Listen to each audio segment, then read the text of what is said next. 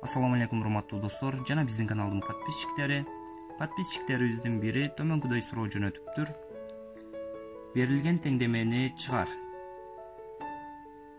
Эскертип кете турган нерсе, каналыбызды колдоп бул видео ссылкасын досторуңуздар менен да бөлүшө кетиңиздер. Ошондой эле каналыбызга катталып, лайк, комментарий жазууну унутпаңыздар. Бул бизге дагы да дем күч болот. Келиңиздер, эми бул теңдемени кантип чыгарабыз? Алгач 2013 плюс кашаларды ачып чыгышыбыз керек. Сыртындагы кашаны ачсак, каша сыртында плюс белгиси бар экен, демек ошол бойдон каша ичи жазылат.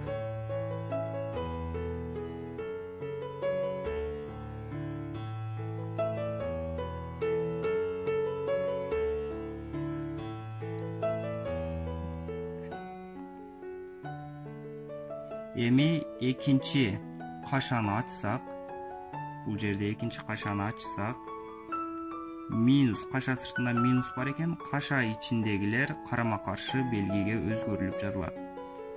Минус x, бул жерде 2 терс сан көбөйтүлүп плюс болуп кетет. X минус 13.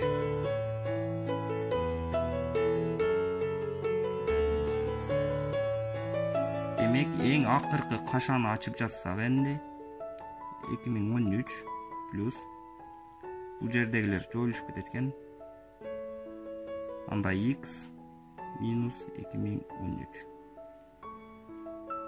2 минус x. Бул x-тарды барабардыктын сол жагына топтоп, сандарды барабардыктын оң жагына топтоштуруп жазалы. X плюс x барабар 2. Бул жерде 2013 менен жоюлушуп кеткен. Демек 2x анда барабар 2, x барабар 1 чыгат. Демек жообу 1. Оз эки ордуна текшерип койсок болот. Ордуна коюп текшерип койсок болот.